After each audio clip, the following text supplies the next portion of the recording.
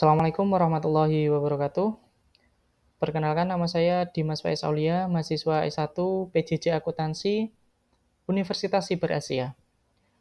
Pada kesempatan kali ini saya akan mempresentasikan terkait dengan analisis masalah organisasi, personal dalam organisasi, insentif, dan pengendalian keuangan pada perusahaan e-fishery untuk memenuhi ujian akhir semester ganjil tahun ajaran 2024 mata kuliah Sistem Pengendalian Manajemen.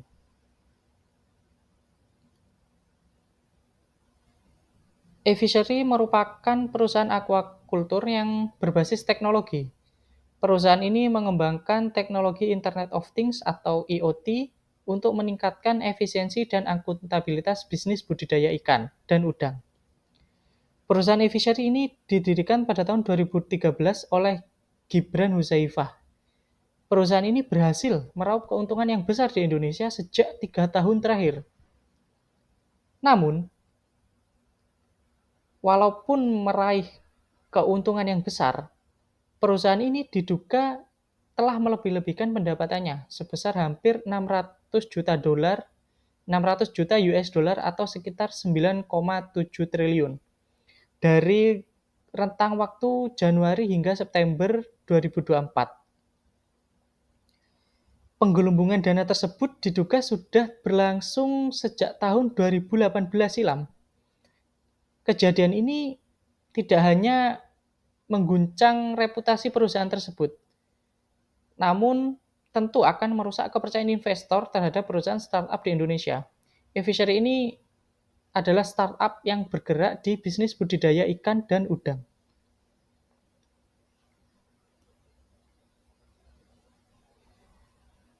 Selanjutnya adalah analisis terkait dengan masalah organisasi. Pertama adalah krisis kepercayaan dan reputasi.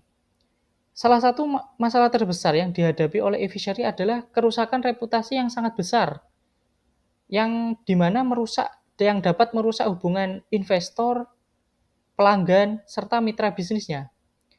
Hal ini dapat mempengaruhi keberlanjutan bisnis e-Fishery dalam jangka yang panjang. Yang selanjutnya adalah kepemimpinan dan pengambilan keputusan. Manipulasi laporan keuangan yang telah terjadi sejak tahun 2018 mengindikasikan adanya masalah dalam sistem pengambilan keputusan di tingkat manajemen. Hal ini tentu mencerminkan kegagalan dalam kepemimpinan yang seharusnya memastikan transparansi dan akuntabilitas. Organisasi yang beroperasi dalam ekosistem teknologi perlu memiliki struktur yang jelas dan kontrol yang ketat di berbagai level, sehingga bisa menjaga integritas serta menghindari praktek-praktek yang merugikan. Yang ketiga yaitu budaya organisasinya. Praktik manipulasi keuangan yang terungkap ini mungkin menunjukkan adanya masalah dalam budaya perusahaan tersebut. Jika ada budaya yang lebih mementingkan pertumbuhan yang cepat, yang instan, dan hasil finansial jangka pendek tanpa memperhatikan integritas serta transparansi, tentu hal ini bisa menjadi akar masalah dari sebuah organisasi yang lebih besar ke depan. Kedepannya, e-Fishery tentu perlu membangun budaya yang lebih etis, sehingga dapat mendorong pengelolaan bisnis yang jujur serta bertanggung jawab.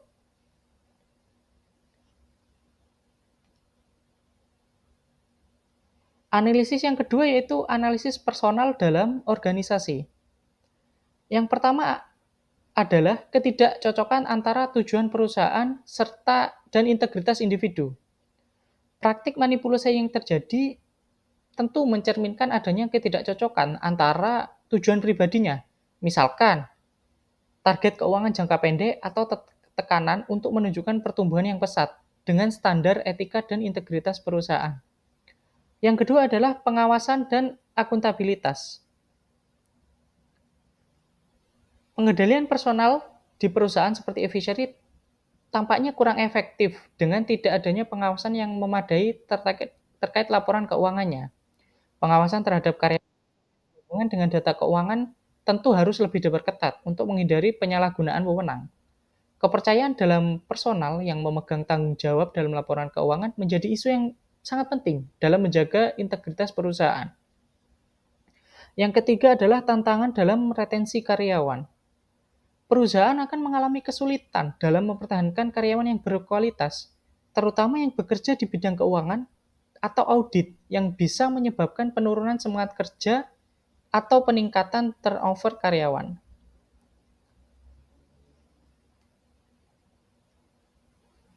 Selanjutnya adalah analisis insentif. Poin yang pertama adalah insentif yang salah arah. Perusahaan e-fishery mungkin eh, memberikan insentif yang belum sesuai. Artinya insentif yang mungkin didorong oleh hasil finansial yang terlalu menekankan pencapaian target, pendapatan atau laba. Sehingga hal tersebut memicu manipulasi angka. Misalkan, jika karyawan atau manajemen diberikan kinerja finansial, seperti bonus atau pembagian keuntungan berdasarkan angka yang tidak akurat, maka hal ini bisa mendorong perilaku yang tidak etis. Selanjutnya adalah insentif untuk meningkatkan transparansi. Setelah kejadian penggelembungan dana ini, tentu perusahaan harus merancang ulang sistem insentif dengan fokus pada kepatuhan terhadap prosedur dan transparansi. Insentif bisa diarahkan pada pencapaian kualitas laporan keuangan, pengelolaan yang jujur, serta pengembangan produk yang dapat memberikan dampak positif yang berkelanjutan. Poin yang ketiga adalah motivasi karyawan yang terganggu. Penggelembungan ini tentunya akan mempengaruhi moral dan motivasi karyawan di e-fishery. Insentif yang berorientasi pada pengukuran yang lebih holistik seperti pengembangan profesional, penghargaan terhadap kinerja tim, dan pencapaian inovasi tentu dapat membantu memperbaiki suasana kerja setelah insiden ini.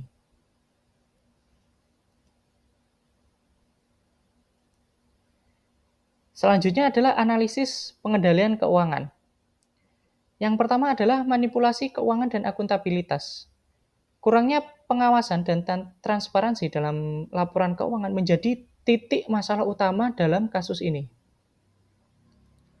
Kasus ini menunjukkan kegagalan yang besar dalam pengendalian keuangan, penggelembungan pendapatan yang melibatkan hampir 600 juta US dollar atau sekitar 9,7 T selama lebih dari 1 tahun sangat mengindikasikan bahwa pengendalian internal e-fishery di bidang keuangan sangat-sangat lemah.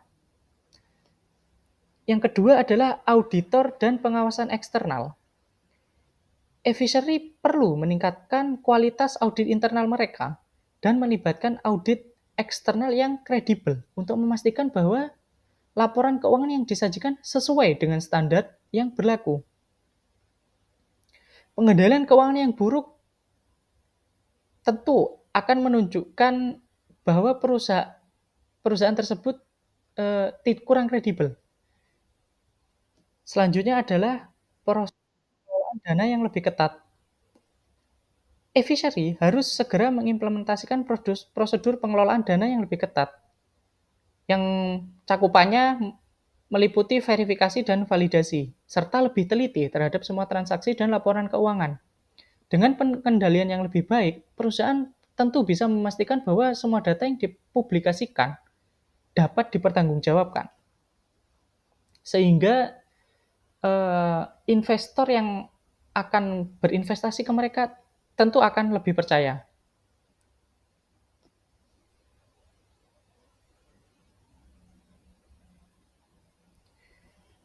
Masalah yang sedang dihadapi oleh e-fishery ini menyoroti pentingnya integritas dalam laporan keuangan, kepemimpinan yang etis, serta pengawasan yang efektif. Untuk memulihkan reputasi dan kepercayaan pasar, e-fishery harus fokus pada beberapa langkah kritis. Di antaranya adalah yang pertama menyusun dan memperketat prosedur pengendalian internal untuk memastikan transparansi dan akuntabilitas dalam laporan keuangan. Yang kedua adalah mengubah sistem insentif untuk mengutamakan kepatuhan dan kinerja yang berkelanjutan. Dan yang ketiga yaitu membangun kembali budaya perusahaan yang menekankan etika serta integritas dalam setiap aspek operasionalnya. Dan yang keempat yaitu mengimplementasikan audit yang lebih ketat baik audit internal maupun eksternal, untuk memastikan bahwa laporan keuangan tersebut valid sehingga dapat dipertanggungjawabkan.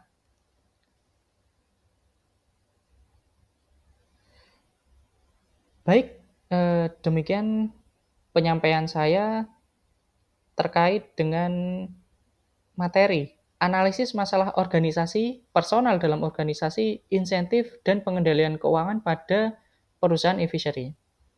Kurang lebihnya mohon maaf, saya Dimas Faisaulia, izin undur diri. Wassalamualaikum warahmatullahi wabarakatuh.